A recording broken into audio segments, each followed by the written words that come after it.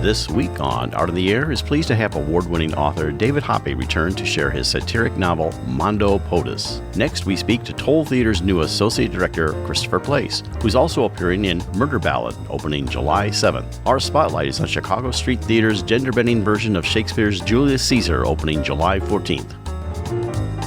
Express yourself through art and show the world your heart. Express yourself through art and show the world your heart. You're in the know with Esther and Larry. Art on the air today. Stay in the know with Larry and Esther. Art on the air our way. Express yourself through art and show the world your heart. Express yourself through art and show the world your heart. Welcome. You're listening to Art on the Air on Lakeshore Public Media, 89.1 FM, WVLP 103.1 FM, and WDSO 88.3 FM. Our weekly program covering the arts and arts events throughout Northwest Indiana and beyond. I'm Larry Breckner of New Perspectives Photography, right alongside here with Esther Golden of The Nest in Michigan City. Aloha, everyone. We're your hosts for Art on the Air. Art on the Air is supported by an Indiana Arts Commission Arts Project Grant, South Shore Arts, and the National Endowment for the Arts. Art on the Air is heard every Sunday at 7 p.m. on Lakeshore Public Media, 89.1 FM, also streaming live at lakeshorepublicmedia.org, and is available on Lakeshore Public Media's website as a podcast.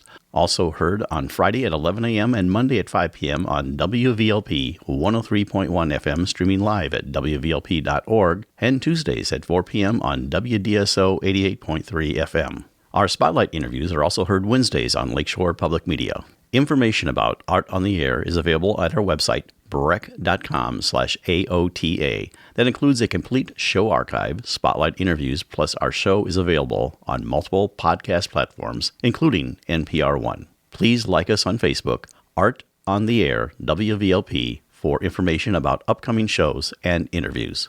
We'd like to welcome to Art on the Air Spotlight from the Chicago Street Theater. Their upcoming production this summer is going to be something kind of unique. Of course, everyone knows about Bill Shakespeare and the shows he has, but they're going to have a different take on it, and she's going to talk about it. Teresa House is the director, and she's going to tell us about that. We're going to have Julius Caesar. Welcome to Art on the Air Spotlight. Thank you so much. Thank you. Well, now this will kind of represent the close of your 2022-23 season, but it's kind of a unique take on Julius Caesar.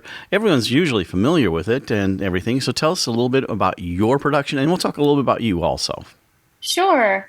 So Julius Caesar is kind of an icon in history. Everyone's heard of him, and we all know what happened to him, but it's still a little bit of a mysterious story, mysterious circumstances. So I'm a high school teacher, and I teach Julius Caesar every year for my 10th graders.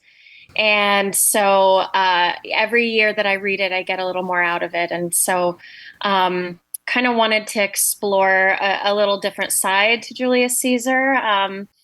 One reason I decided to go with a mostly female cast is really because there's only 2 named female characters in the whole show. And those 2 characters, it's Portia and Calpurnia. They're the wives of Brutus and Caesar.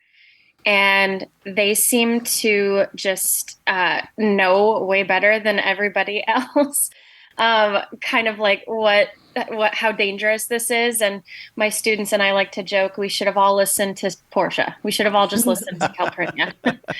So, that could be theme of life. Most men need to be listening to the women in their life, and they'd be a lot better off. It's like, yeah. Maybe it's not a good day to go to the Senate today, Exactly. Right. Yeah, and we decided to make the soothsayer a woman as well. And I think at that point, I just thought, well, that's, it's kind of an interesting perspective to start to think, okay, how does warfare work with female presenting characters? And how does manipulation work? And how does fear work? And power? And all of those things that traditionally, when we think of, political like coup, women are pretty badass too, and they can do some pretty intense warfare themselves. So I'm curious where you teach. Tell us a little bit about you and your background in theater. Yeah, so I teach at Hobart High School. I teach English for sophomores, and then I teach dual credit classes for the seniors. And I just love literature. I liked the Shakespeare I read in high school, and I like to bring a little bit of modern flair to the curriculum, but Shakespeare is such an icon and so classic, and we gotta learn from the greats. So I thought this was a cool way to combine the two, I think, is to be a little bit more, this is Shakespeare. This is how Shakespeare is still relevant in 2023. Mhm. Um, Political conspiracy, 1599. That's right. That's right. Well, the play was 1599. The conspiracy was 44 BC. So incredibly old story, but still very applicable. And I think Shakespeare in the Park is kind of a cool way to do it because it's free and people can just walk up and be fascinated by it and come watch and not have to pay any money. Do you have any theater background besides being an English teacher? I do and I don't. So I was the assistant director at the Hobart High School Theater for 4 years. And we did a bunch of productions there together. I'm not much of an actor, so I'm not not on stage very often, but I grew up watching my sister do theater ever since I was a little kid. So big theater patron. He's very good. Okay, I was going to ask you, since you're doing Shakespeare, you probably have an opinion about that. Do you think Shakespeare actually wrote Shakespeare? There's a lot of controversy of that. He was not actually the author, that he was basically the person who directed and staged the material from it. It was more like improv back then anyway, but what do you think about that? Oh, that's such a great question. And my wife has an opinion. She thinks that Sir Francis Bacon wrote them just because it's a fun little conspiracy that's kind of harmless. I think I agree with the actor David Tennant. He gave an interview once with, I can't remember who it was, but they asked him the same question, and David Tennant said, I don't really care. It's brilliant. Whoever wrote it, it's brilliant. Yeah. And I like his answer because his is probably my favorite Hamlet that I've seen. Right. Well, I mean, and there's a lot of controversy about who did, but the one thing that sort of strikes me is that he had this intense theater career. And then later in life, he goes home and is a merchant. It's like he walked away from theater altogether. So, and from his background, he didn't have a lot of the background in like the Italian stories and things like that. He had barely a middle grade education. But anyway, so that's my opinion of it. So, but yeah, it's great that you're bringing it. So tell us, we got about a minute left though, but tell us, you're going to do two free performances and then some paid performances for Chicago Street. So tell us all about that in this last minute we have. That's right. So at Shakespeare in the Park, we have our first weekend that opens. That's July 7th and 8th. So that'll be Friday and Saturday, the 7th and 8th. And the show starts at dusk. That'll be at Central Park in the amphitheater. So the big lawn with the splash pad. You can bring your chairs and blankets, and there'll be vendors there to enjoy. And then the next weekend will be Friday, Saturday, Sunday at the theater. And it will cost some money, but you get air conditioning. So that'd be very cool. Well, we appreciate you coming on Art on the Air Spotlight. That's Teresa House, director of Chicago Street Theaters, William Shakespeare's Julius Caesar, unique with a female cast. Thank you so much for coming on Art on the Air Spotlight. Thank you. Yeah, thank you so much. Art on the Air Spotlight and the complete 1-hour program on Lakeshore Public Media is brought to you by Macaulay Real Estate in Valparaiso, Olga Patrician, Senior Broker. And as a reminder, if you'd like to have your event on Art on the Air Spotlight or have a longer feature interview, email us at aota@brech.com. That's aota@brech.com. You're listening to Art on the Air on Lakeshore Public Media, 89.1 FM, on WVLP, 103.1 FM, and WDSO, 88.3 FM. We are pleased to welcome back David Hoppe to Art on the Air. David is an award-winning author, essayist, and playwright, and he received 9 first-place awards from the Indiana Society of Professional Journalists in a variety of categories. His writing explores the intersection of politics, culture, and community. His most recent book, Mondo Potus, An American Love Story, is a satirical novel with reviews calling it a smart and hilarious tour de force and with humor reminiscent of Vonnegut. Thank you for joining us on Art on the Air, David. Aloha and welcome. Thank you, Esther. Glad to be here. It's so good to see you. Well, David, after we had your last one about Mid-Century Boy, which is kind of autobiographical, this is a whole different bent, but we'll talk about the book a little bit more, kind of review your background again for our audience who didn't hear that interview. So tell us a little bit about yourself, how you got from where you were to where you are now. Well, I grew up around Chicago, grew up in a town called Mount Prospect, Illinois. It's a northwest suburb of Chicago. And went to school up in Minnesota and, have lived in a number of different places. But I came to Michigan City in 1980 originally. I moved here from Northern California at the time. I came to work for the Michigan City Public Library and worked here from 1980 to 88, moved down to Indianapolis and lived there for 25 years. And my wife, Melly, and I moved back up here 10 years ago now and are living in Long Beach. So that's my story, and I'm sticking to it. Did you have any early influences in being an author, like authors that you admire? Oh, gosh, yes. Going way back, to like junior high school, I think I was reading people like Alistair MacLean, for instance, who wrote The Guns of Navarone. Adventure novels, paperbacks that I could pick up at the drugstore for 50 cents. As time went by, of course, I started really writing poetry. And was very influenced, by people like Gary Snyder and Robert Creeley, and wrote poetry seriously for about 10 years before I even attempted to write prose.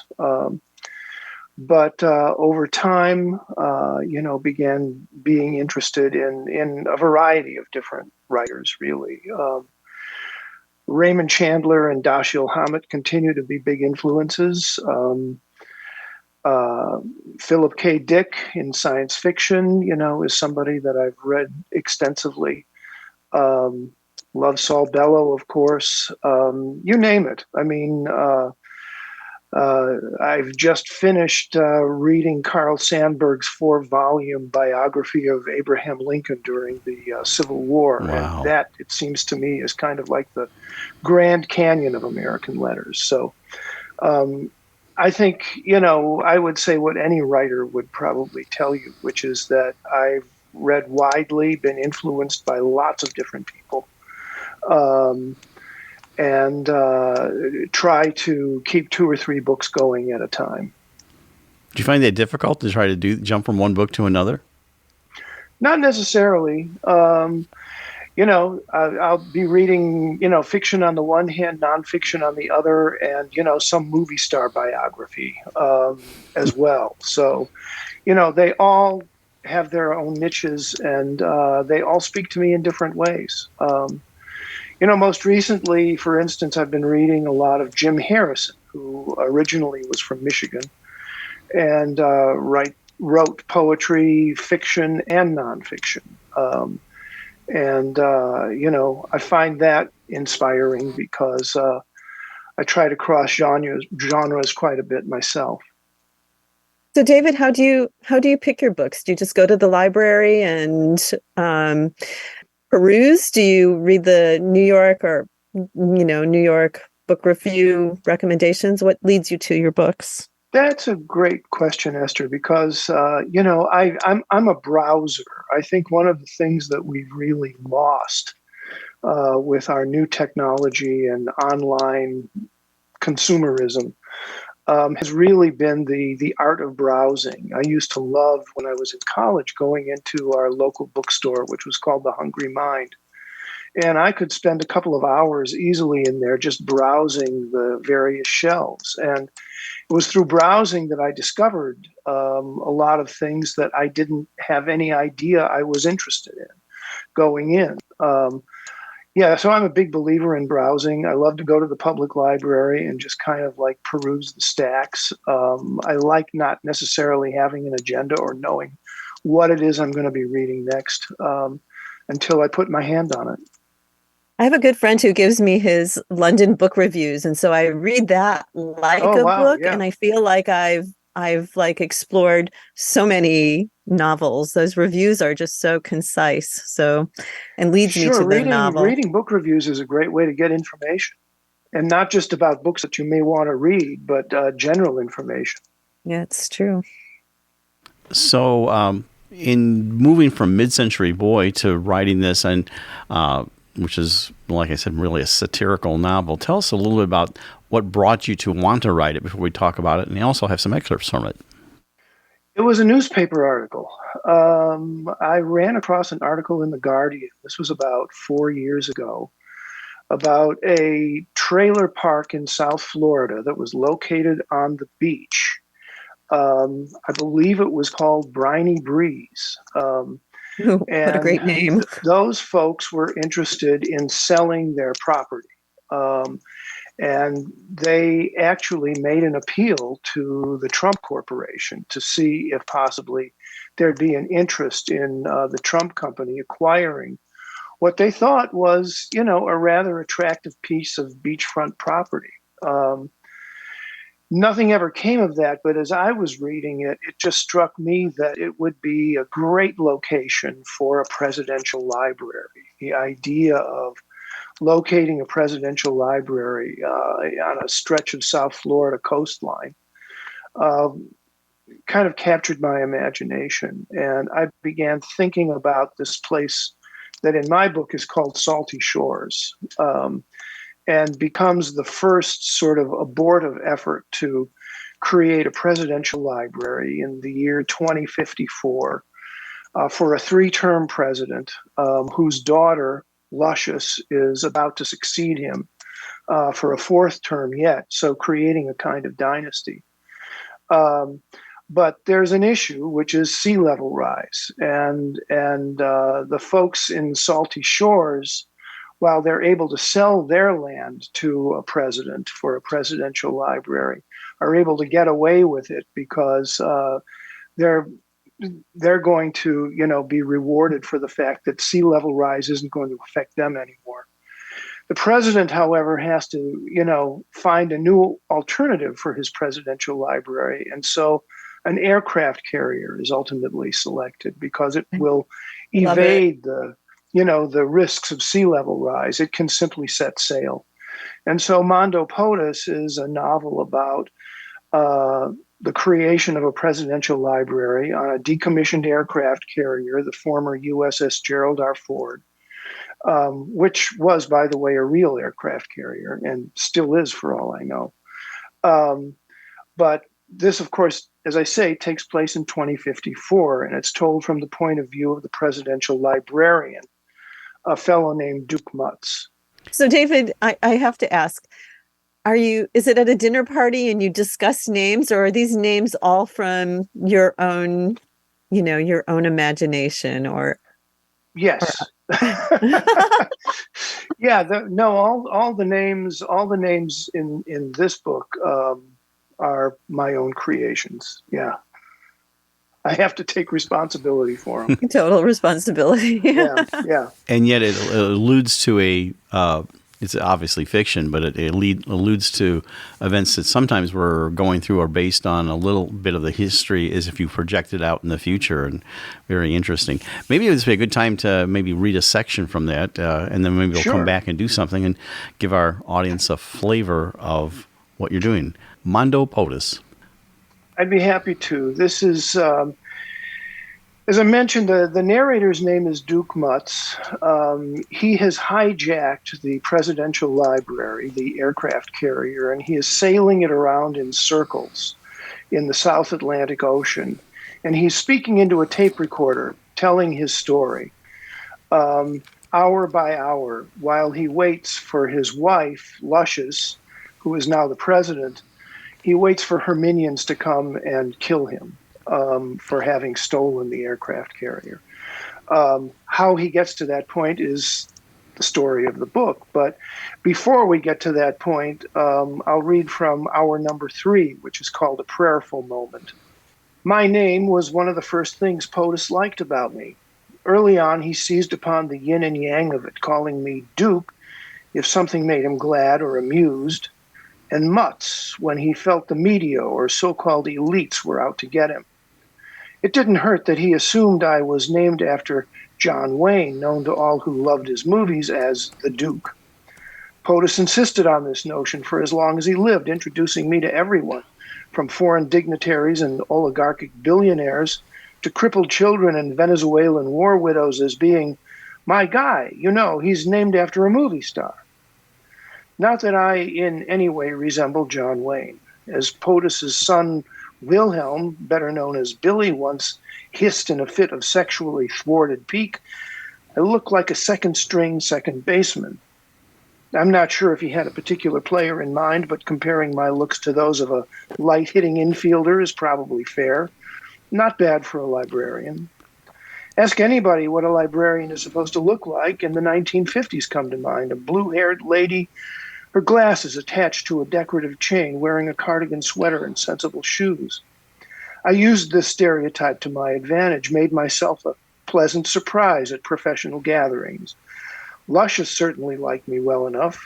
Billy, too. Billy. Luscious introduced us. This was sometime after our formative night at the Breakers, and after I quit my job in L.A. to serve as Luscious's wingman cum media advisor. Potus began turning to me for feedback, eagerly given, regarding the organization of his monstrously overbrimming multimedia archive. There were storage facilities stacked with bankers' boxes, full of clippings, photography, promotional materials, and collectible knickknacks emblazoned with Potus's name and face.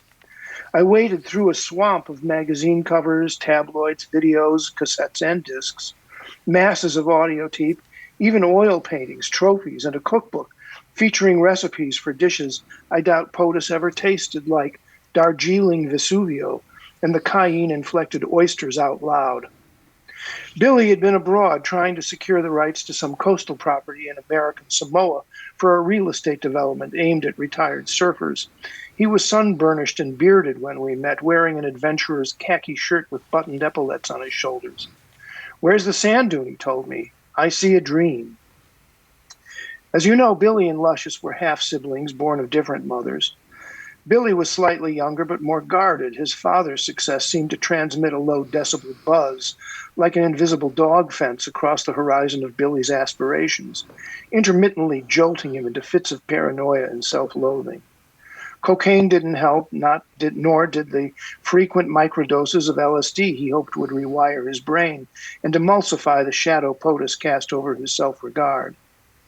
Sexual ineptitude didn't help, unlike his dad, whose appetite amounted to a caricature of late 20th century heterosexual bravado. Billy kept his preference for men on the down low. Poor Billy. He seemed powerless to hide his attraction to me at first, a fact I realized could compromise me within the family circle. So I played dumb, pretending Billy's often ham-handed advances were his version of avant-garde humor. Whatever dark spots his father imprinted on his psyche, Billy was mostly fine with being heir apparent to a media empire. And when Potus vaulted over a scrum of boring candidates to win the first of his 3 terms in 40, Billy was at his side, smiling glassy-eyed into the mob of confetti-flinging fans. Duke, he told me that night, sitting in his suite at the Willard Hotel overlooking Pennsylvania Avenue, as car horns honked and throngs of drunken pedestrians staggered below us toward the metro. It's like having all our birthdays at once. This is the mother of all branding opportunities. We toasted our good fortune with an under-chilled bottle of Moet. Billy hugged me, put his head on my shoulder. How does it feel, Duke? How does it feel to be part of, what do they call it? The royal court? Fabulous, I said, and meant it. Because you are part of this. Hell, you have the name for it. You're a duke. We both laughed, and gently but firmly I made my exit, claiming to be exhausted, though in fact I was late for an assignation with Luscious. Billy tried to talk me into going with him to the Lincoln Memorial. "Come on," he pleaded. "It'll be just like Mr. Smith Goes to Washington." I asked for a rain check and, much to Billy's chagrin, slid sideways out the door, which was when he compared me to a second-string second baseman. Wow. Thank you. It should be, I almost want, as I'm listening to you read it, I would love a book on tape, but it would almost be wonderful to be like a podcast where, you do it in like 35-minute segments and finish the book that way. Boy. Well, thank you. Yeah, we've actually, Andy Fry, the fellow who designed the book and has been working with me on my books, has talked about doing a book on tape. He also records rock bands, and so he produces records. And so we've talked a little bit about this. Maybe someday. We'll see. Oh, good. So how did you and Brian Berlinger collaborate on the art for the book? Did you do that in conjunction with each other? Oh, my goodness. Brian Berlinger, the book, it needs to be said, contains 9 original collages that were created, mostly for the book by a fellow named Brian Berlinger, who is one of my oldest and dearest friends. We met when we were teenagers and, discovered a lot about life together over the course of many years. So Brian was a big influence. We became estranged for about 30 years and lost touch with one another, and then reconnected as I was writing the letters from Michiana and posting them on Facebook. Brian was reading them, much to my surprise and pleasure. And so we began a correspondence, but I discovered quickly that we were going to meet, but then Brian said meeting could be difficult because he had experienced a really severe form of oral cancer and it had to have his tongue removed. And so he was no longer able to speak. So we continued our correspondence, and he told me he'd been working on collages, that he had become a collage artist, and asked if I would like to see some of them. And I said, sure. And so he began sending me files full of these collages. And I thought they were terrific. And I was in the midst of working on Mondo Potus at the time and knew that I needed some kind of cover design. And so immediately my first thought was one of these images would be perfect for the cover. And I told Brian that. He was glad.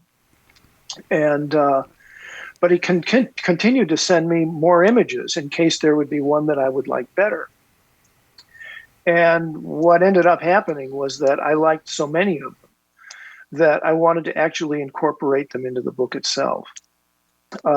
Not, I have to add, as illustrations of what's going on in the story, so much as almost creating a kind of counter melody to what's going on in the book, mood setters, as it were. And so we wound up choosing 9 of the images that he had sent me, and those images appear throughout the story. And like I say, I think that they really contribute to the mood and the fantastic notion that underlies the book itself. Brian was very enthusiastic about the book, one of the most well-read guys I've ever known in my life, and so that meant a lot to me. Unfortunately, Brian died last November, shortly before, we were about to bring the book forward. And so he never got to see the final product. But I'm incredibly grateful that we were able to reconnect. And, from the time we'd been kids, we thought about wanting to collaborate on some kind of art project. And we tried to include each other in various things that we were doing, but we never really found the right niche for each other. And, it's interesting that finally, as it turned out, at the very end of Brian's life, we found this project. And I'm really, as I say, grateful that we were able to, bring this together. And I think Brian's images contribute tremendously to the overall feel of the book. Back in the 70s, I had read a novel by the surrealist André Breton called Nadia, in which he incorporates photographs that have seemingly little, if anything, to do with the narrative that's taking place in the book itself. I was really struck by the juxtaposition of how the juxtaposition of those images and the narrative worked together, in spite of the fact that they were not meant to be illustrations. And so seeing Brian's collages made me think of that experience and made me want to see if we could do something similar. And I'd like to think that we have. And it's a very wonderful legacy. It sure is. Yeah, I have about, unfortunately, Brian had no next of kin. There was, there was nobody in his life at that point to pick up the thread once he passed. And so we don't know what's become of his originals. There was nobody to, go into his apartment and take charge of his estate, such as it was. And so we don't know what's become of the originals, but I have around 50 collages, images of about 50 collages that he sent me. And I hope to possibly do something with them at some point. I remember talking to Laura Fosberg at the Lebesnick Center of the Arts. She's a great curator, and she took a look at these images and she said, these terrify me and I love them. So that kind of says it all. Well, I was going to ask you about your next project, but maybe we'll have to wait till you have it on next time. Tell us about where you can find Mondo Potus. Yes, on Amazon. You can Google it on Amazon, Mondo Potus, An American Love Story, and you'll find it, along with my other books, Mid-Century Boy and Letters from Michiana. That's excellent. Beautiful. Well, we appreciate you coming on Art in the Air, David. It's always a pleasure to talk to you. Mondo Potus, which is now available, An American Love Story. It's a satirical novel, and it's very interesting. David, thank you so much for coming on Art in the Air. The time Thanks always for goes having me. too quickly. Thank you, David. Thanks a lot. Art in the Air listeners, do you have a suggestion for a possible guest on our show? Whether it's an artist, musician, author, gallery, theater, concert, or some other artistic endeavor that you are aware of, or a topic of interest to our listeners. Email us at aota@brech.com. That's aota@brech.com. This is Whitney Reynolds of The Whitney Reynolds Show, and you're listening to Art on the Air on Lakeshore Public Radio, 89.1 FM, and on WVLP 103.1 FM. We would like to welcome Christopher Place to Art on the Air. Christopher developed an early admiration for the theater, though it wasn't until he was 27 that he actually actively pursued that direction. Now he is the newest member of the Towle Theatre staff as the associate director. He also dabbles in comedy, improv, and Shakespeare. Thank you for joining us on Art on the Air. Aloha and welcome. Hi, Christopher. Hello. Well, we're so glad to have you on board, and welcome to the Towle Theatre. The founders of the Towle Theatre for many, many years, all the way back a long time ago in a galaxy far, far away. But anyway, we want to find out more about you, and we want to hear your origin story, like where you grew up, early influences and things. I always like to say how you got from where you were to where you are now. So, Christopher, tell us about yourself. Very good. Well, thank you again so much for having me on and the invitation. This is a really great opportunity to kind of get out in the community. So I love it. Thank you again. Where I began on a fort in the middle of Missouri, to the extent that all the folks who were on the base actually called it Fort Lost in the Woods, Missouri, which was kind of it's a fun thing that I've been able to connect with a couple different people along my journey. But was born there, didn't stay there long. I don't remember my household there. My dad was in the military, so before I knew it, we had moved to Denver, Colorado. And that is where I start having memories, learning how to ski, seeing the mountains in the background. And still, whenever I go back to Denver, I've had 2 siblings who have moved back, and back and forth, I should say. But whenever I see those mountains in the horizon, there is just something about it that is grounding and beautiful, honestly. But it also reminds me of home, reminds me of where I started. So we live. It sounds like a Sound of Music moment. The hills are alive. Exactly. The mountains. Yes. They are spectacular, and I still love getting out in nature. Love getting in cold water. I actually, even before I was born, there's a story that my mom was whitewater rafting while pregnant with me, and actually the boat that she was on flipped, and so yeah, I had a love early immersion for full immersion and kind of adrenaline even at that. Before I had a taste for it even before I was fully out in the world, but wasn't anticipating telling that story. That's kind of fun. So my dad went to West Point, and then he was becoming a doctor. So part of our moving was whenever my parents met while he was in med school. My mom was a nurse. My dad was a med student. But whenever I was born, that was in '89. That was during a time where a year later, my dad was actually set to Desert Storm and Desert Shield. And my mom was at home with 3 kiddos and her husband away at war. And she said, "Dear, I know you love this, but it is really tough, having you be away and being afraid for your well-being. So when you have completed your required years of service, I'd really like if you would move on from the military." So he completed his years. We then had a brief stint whenever I moved to Iowa. Iowa winters were nothing like Denver winters whatsoever. I think I have some scars on my face from the difference in the snow. But we lived there for a little bit of time, but before eventually my family settled in St. Louis, Missouri. And that still remains my family's home.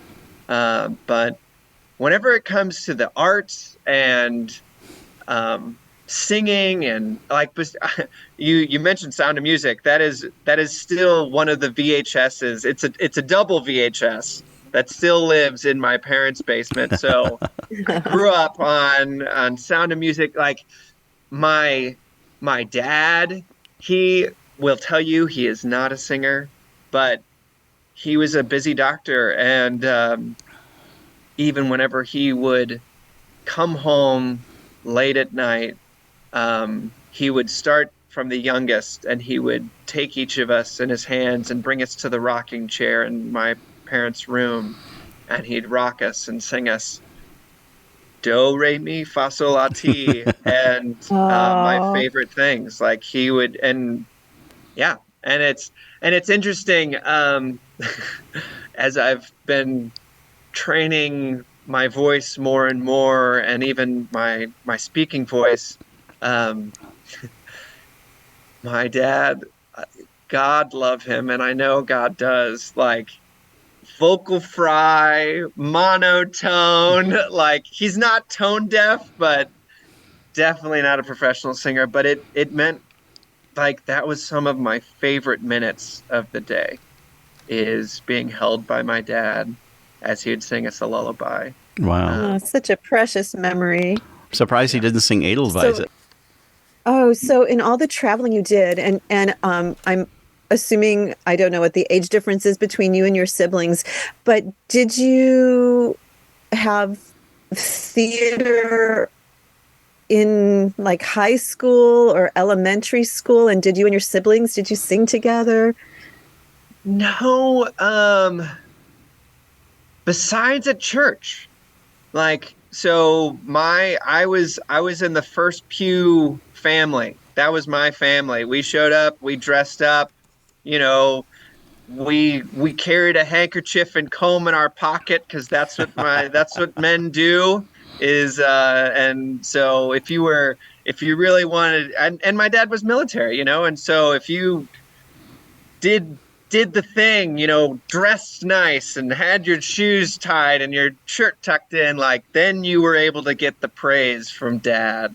But yeah, we would show up early enough. We'd sit in the front pew. My mom was a cantor. My dad was a lector.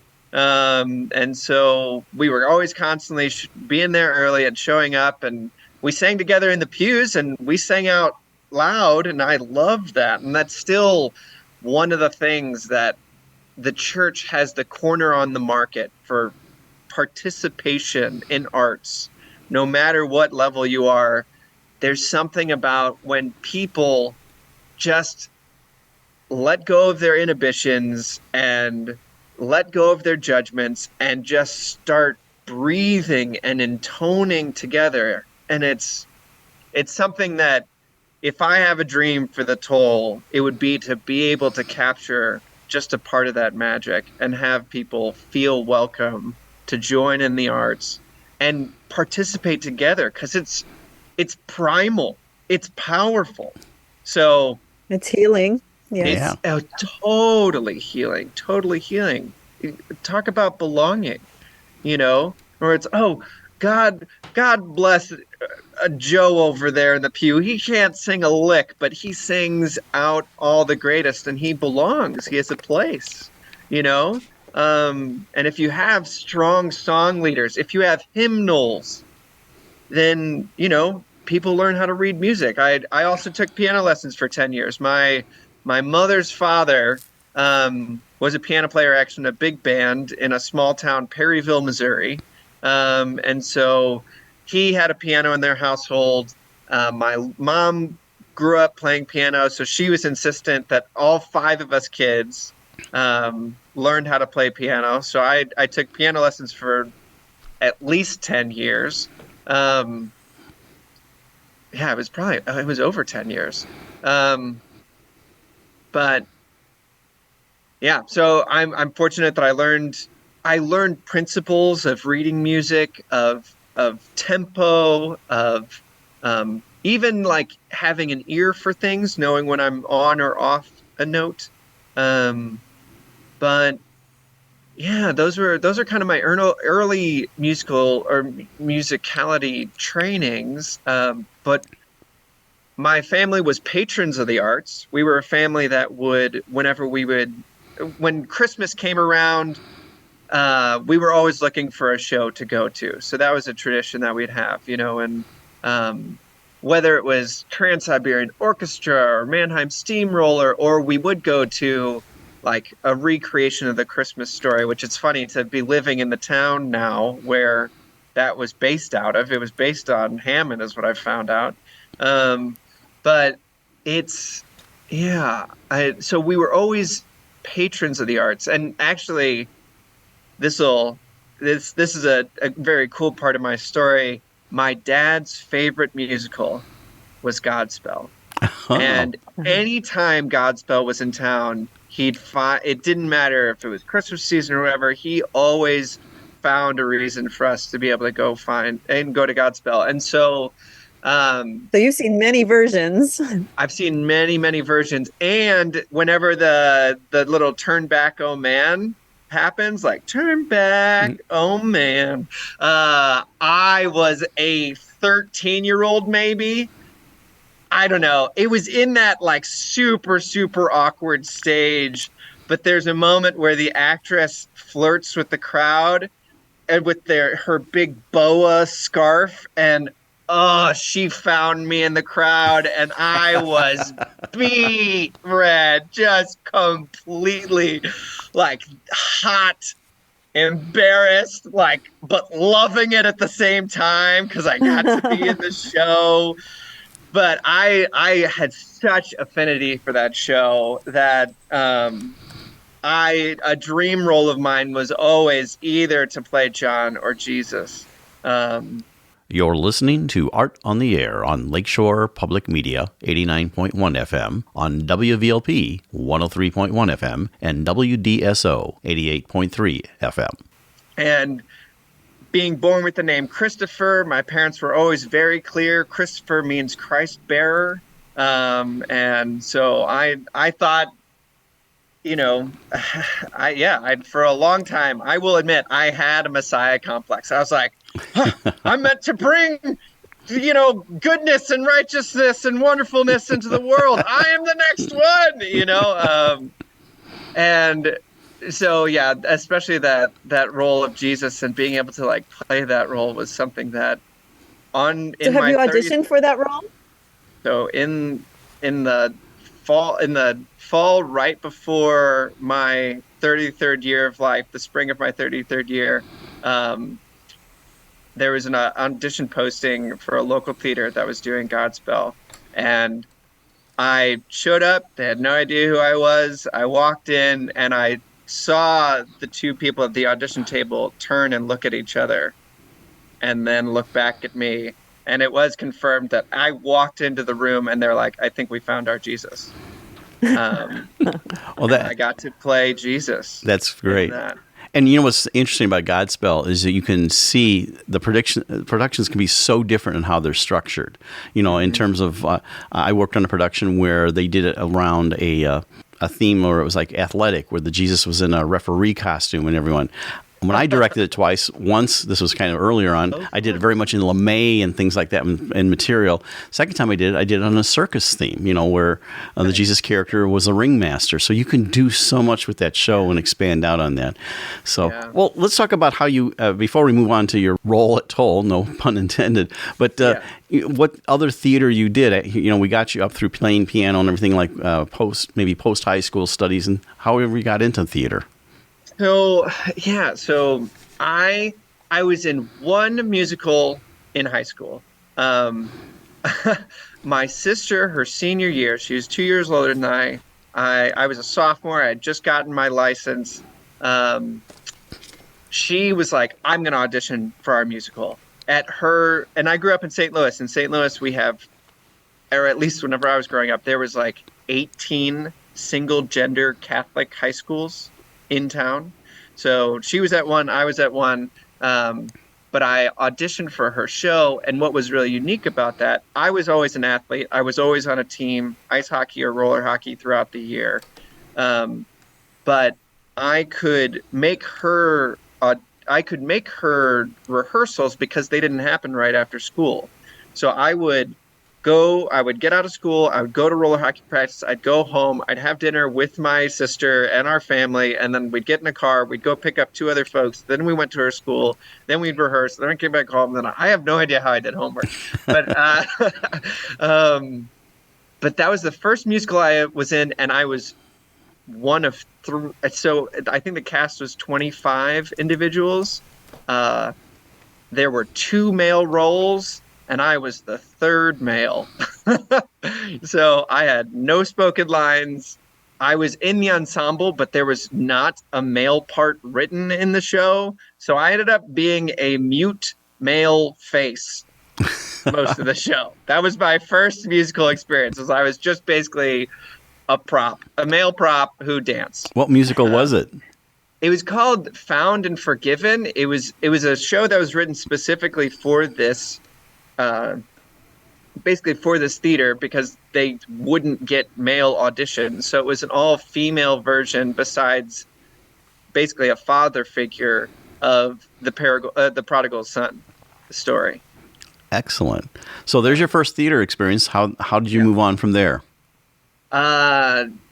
So I went to college. I continued to just do the athletic thing. I played ultimate frisbee, but I always had this itch, and I would go to improv shows all the time. And I was like, those guys are amazing. And I became friends with one of the big leaders in the group, and he was like, come and audition, come on, do a show. And like finally, my senior year, again, I was like, I have to do this, and auditioned for an improv show.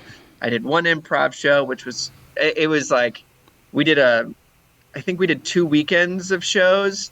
It Yeah, but that was then my one stage experience. I did some talent shows as a kid growing up. One of the other VHSs in my household was the VHS of Bill Cosby's himself special. Um, and this is a common theme, but praise from the Father. I memorized 90% of that special, and I would whip it out at the dinner table, and it would make my dad howl in laughter. And so I learned the joy of making people laugh really early.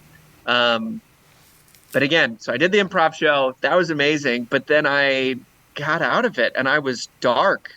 I wasn't on a stage for for 5 years. I started teaching high school. What did you do?